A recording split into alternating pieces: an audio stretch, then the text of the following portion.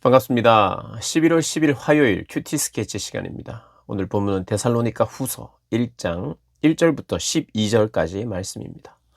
오늘 본문은 이렇게 시작합니다.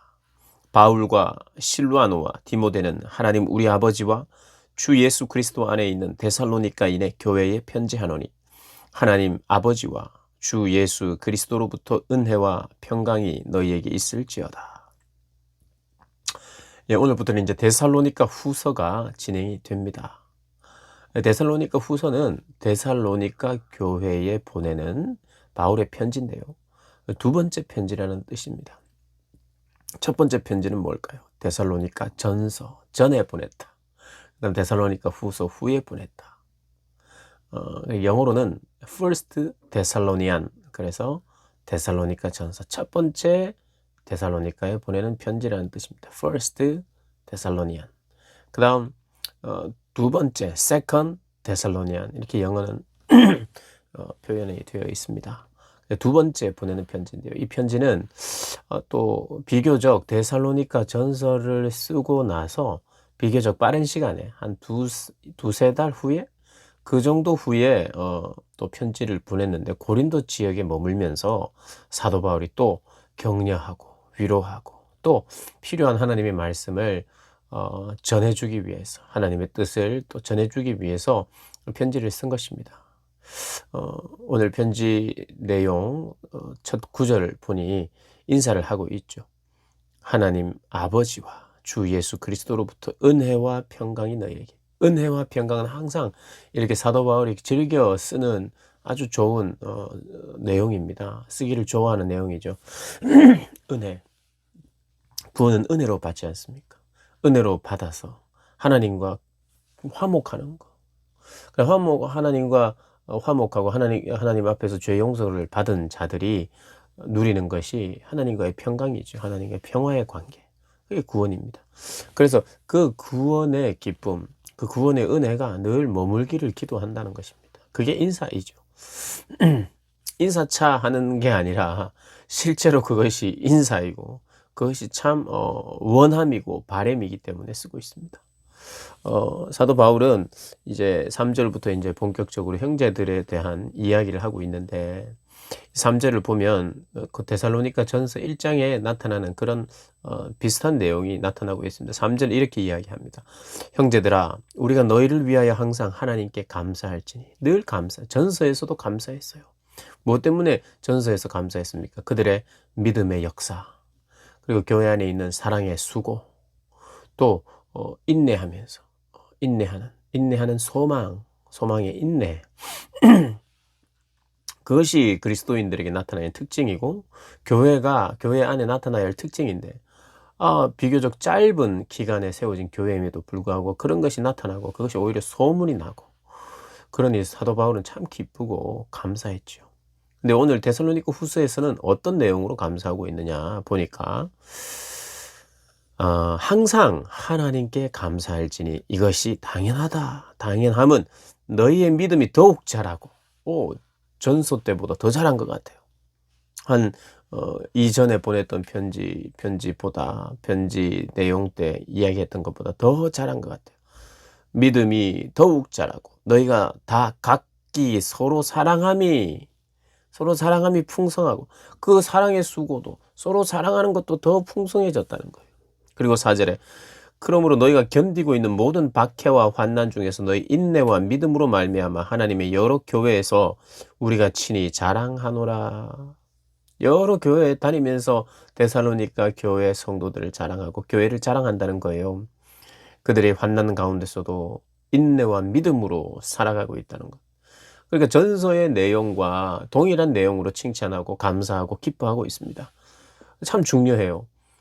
사도 바울은 사랑, 인내, 믿음, 소망, 사랑, 이 세 가지가 성도 안에 늘 나타나야 되고 교회 안에 늘 있어야 되는 것이라는 걸 그의 서신서를 통해서 계속해서 말하고 있어요. 믿음, 사랑, 소망. 그것으로 인하여 친히 자랑하고 고마워하고 기뻐하고 있다는 것입니다. 여전히 데살로니가 교회는 데살로니가 후서를 쓰면서 여전히 칭찬하고 있고 고마워하고 있고 기뻐하고 있고 더 성장했다고 이야기합니다. 물론 이제 요구 사항이 있습니다. 이단에 넘어가서는 안 되고 그들이 마지막 때를 어떻게 살아야 되는지를 이야기하고 있지만 그래도 어쨌든 참 칭찬을 하고 있습니다. 4절에 보면 그러므로 너희가 견디고 있는 모든 박해와 환난 중에서 너희 인내와 믿음으로 말미암아 하나님의 여러 교회에서 우리가 친히 자랑하노라. 박해, 환난 이런 것이 교회에 계속 있습니다. 그런데 이 환난과 핍박과 고난은 이 성도에게 떠나지 않는 주제예요. 이 시대는 교회 다니는 것 자체만으로도 핍박을 당했습니다. 때로는 죽임을 당하기도 했고요.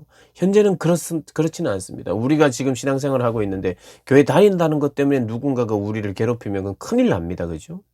지금은 그런 환난이나 핍박은 없어요. 그렇다고 해서 우리가 환난과 핍박이 사라진 시대에 살고 있지 않습니다. 그리스도인은 세상에 속해 있지 않아요. 세상에 속하지 않았다는 이유로 세상은 그리스도인을, 교회를 핍박하게 되어 있어요. 소속이 다르니까요.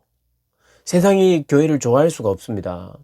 교회가 하는 어떤 일들에 대해서 고마워하기도 하고 또 기뻐하기도 하고 교회를 칭찬하기도 합니다.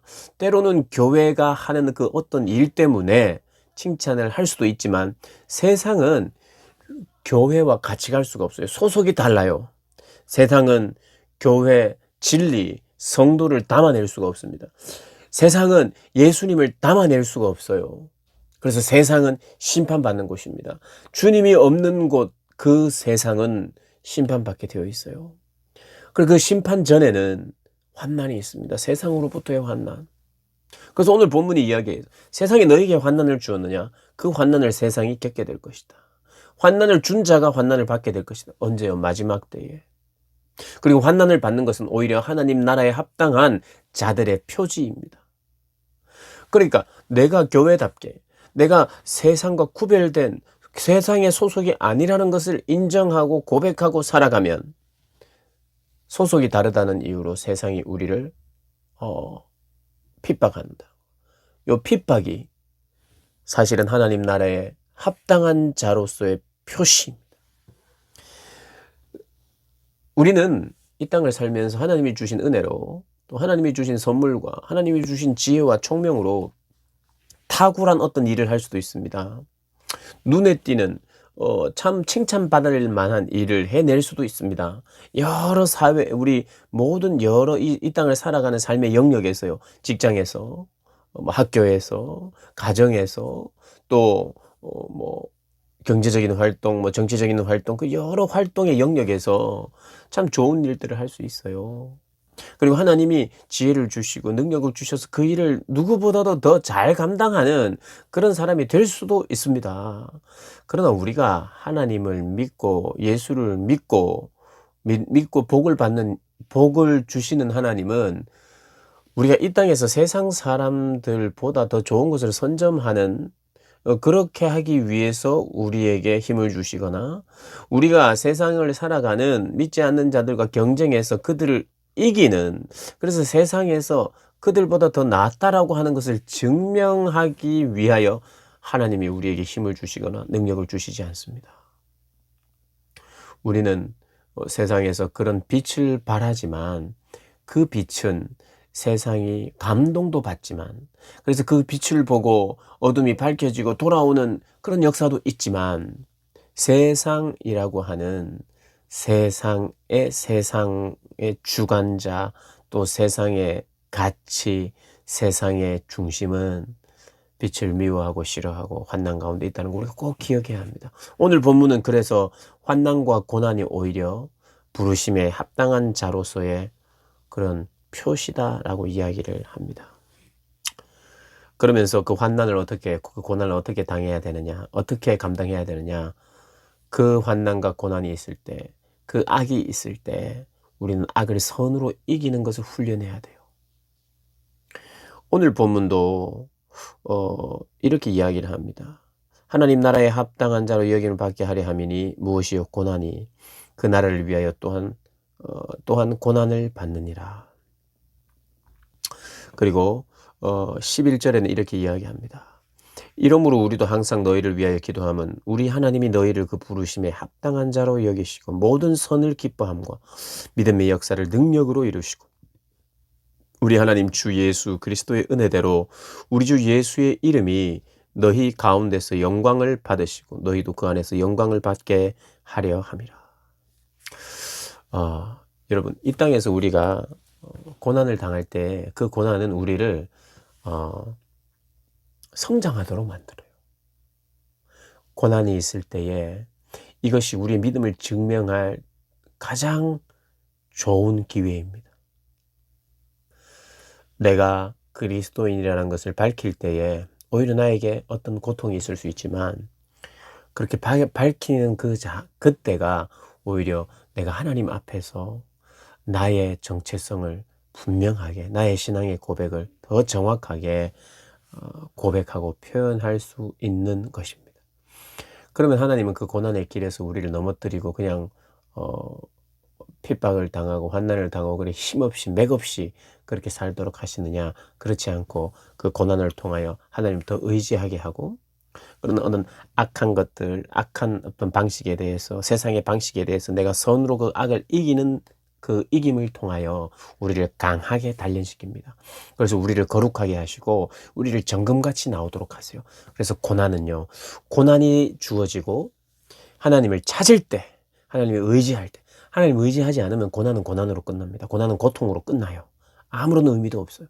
그러나 고난이 있을 때 선으로 악을 이기려고 하고 하나님을 의지하고 더 붙잡을 때 이 고난과 하나님 의지함이 만나서 우리를 더 강하게, 우리를 더 단련하여서 거룩하게 해서 정금처럼 우리가 나오도록 되어 있습니다. 그래서 하나님께서 이 길을 어떤 길이라고 하느냐면 내가 허락한 길, 내가 내는 길, 거룩해지는 길, 단련되는 길, 이 길이 생명의 길이라는 거예요. 그래서 많은 성도들이 이 고난의 길을 가면서 이것이 생명의 길이며 나를 더 성장케 하며 하나님을 더 알게 하며 하나님을 만나게 하는 길인 줄 알고 가게 되는 것입니다. 그래서 선으로 악을 이기면서 버티면서 인내하는 동안 우리가 강해지고 우리가 정말 정금처럼 나오게 되는 그런 길이며 시간인 줄 알고 우리가 너무 아프고 힘들지만 때로는 이 세상을 감당할 수가 없는 것 같은 그런 무게가 우리에게 느껴진다 할지라도 그때 하나님을 신뢰하고 의지하면서 이 길이 생명의 길입니다. 이 생명의 길에서 내가 죽어도 생명의 주관자이신 주님이 이 생명을 영원하게 하실 것입니다 라는 마음으로 우리가 그 신앙생활을 하는 것입니다. 선으로 악을 이기시는 훈련을 오늘도 해내시기를 주님의 이름으로 축복합니다.